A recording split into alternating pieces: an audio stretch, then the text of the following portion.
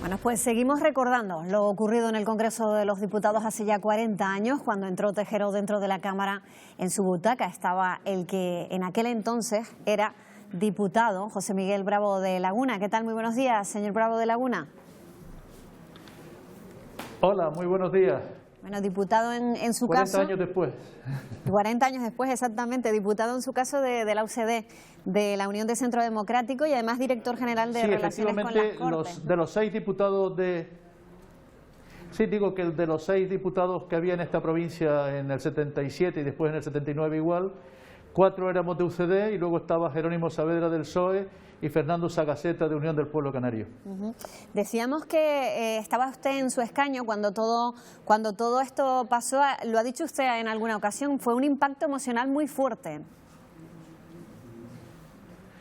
Sin duda, fue algo realmente tremendo, ¿no? Lo más dramático que ha ocurrido, yo creo, que en la democracia española en estos 40 años. Evidentemente fue una mezcla de rabia, porque realmente parecía que se volvía otra vez a las viejas andadas de la historia de España, de los golpes militares, etcétera, y al mismo tiempo también de miedo físico, porque no solamente entraron guardias civiles armados, es que entraron también civiles armados, gente de extrema derecha, Fuerza Nueva, que también entraron en el hemiciclo en aquel momento. Por tanto, yo creo que fueron unas horas extraordinariamente peligrosas, no solo para la democracia en su conjunto, sino también personalmente. Bueno, tenían por ahí cerca, algunos de sus compañeros, tengo entendido, un transistor, una radio, y pudo escuchar usted incluso en ese momento el discurso del rey a medianoche.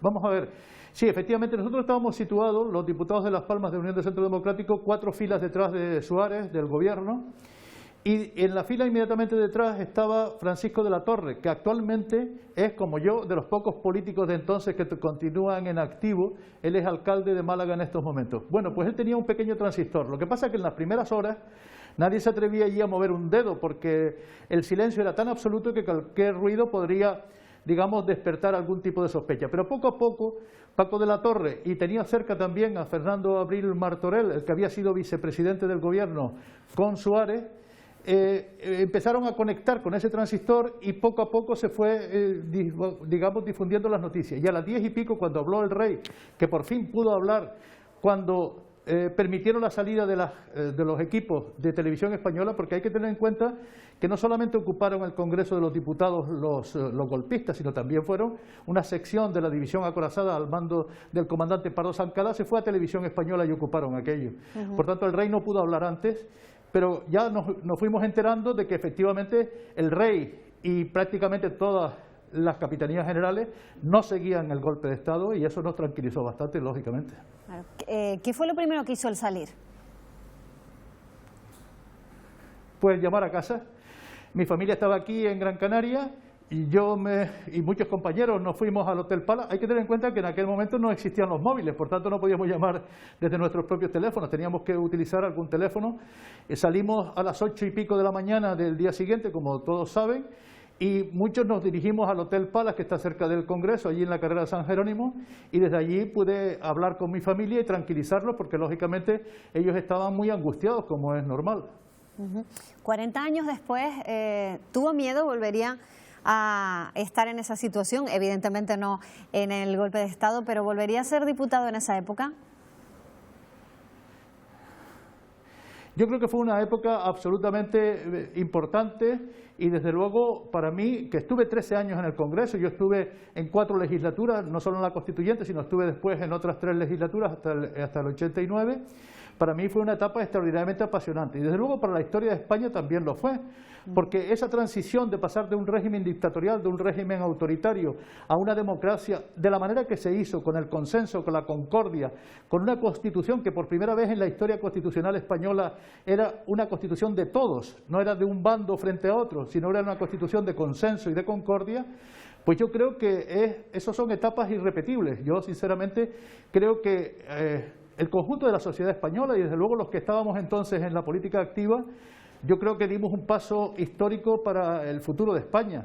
Eso nos permitió no solamente ser un Estado democrático, sino también después la integración en Europa, que se produjo ya en 1986.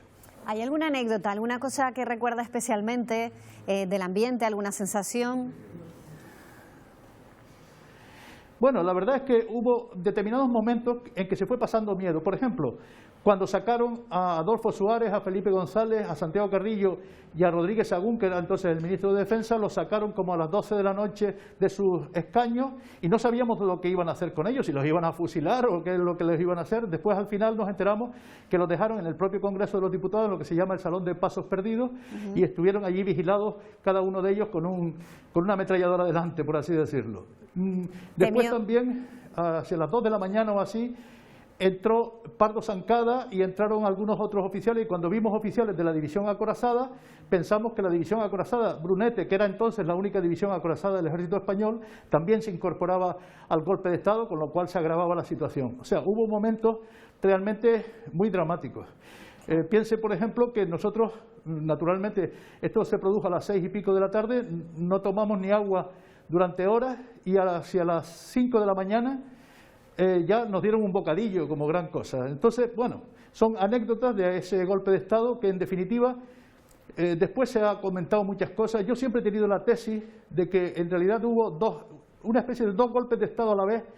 Un golpe blando, que era el de Armada, un golpe más duro, que era el de Milán del Bosch y el propio Tejero, y a su vez estos dos golpes de Estado se abortaron recíprocamente. Bueno, pues su tesis, teorías hemos escuchado muchas. ¿Crea que alguna vez vamos a saber realmente lo que ocurrió? ¿Cuál fue todo el entresijo que llevó a ese golpe de Estado? Bueno, esto pasa como la historia según quien la cuenta, ¿no? Naturalmente, yo tengo mis propias impresiones porque es verdad, y así se ha ratificado después, naturalmente en aquel momento no lo sabíamos, pero posteriormente sí se supo, que el propio Tejero, el teniente coronel Tejero, impidió que Armada se dirigiera a nosotros. ¿Cuál era la intención del general Armada? Era dirigirse a los diputados para que, en lugar de votar al candidato que estábamos votando en aquel momento, Leopoldo Calvo Sotelo, le votáramos a él como jefe de gobierno de una especie de transición, digamos, extraña. Pero Tejero tenía otra visión. Él no quería que hubiera un gobierno ni siquiera elegido de esa manera por el Congreso de los Diputados, sino lo que quería era volver a un régimen militar puro y duro. Por tanto, yo creo que ahí hubo una influencia muy importante de que se abortaron, de que separaron uno a otro, porque no tenían muy claro cada uno de ellos cuál era el objetivo final a perseguir. Claro, bueno, quizá eso... Derrocar, por supuesto, al gobierno sí, etcétera, pero uno quería una especie de transición más pacífica y otro quería un golpe militar más duro, que era el propio Tejero y Milán del Bosch, por supuesto. Bueno, pues son algunas de las tesis que se han ido barajando a lo largo de estos años. José Miguel Bravo de Laguna, muchísimas gracias por atendernos. Buenos días.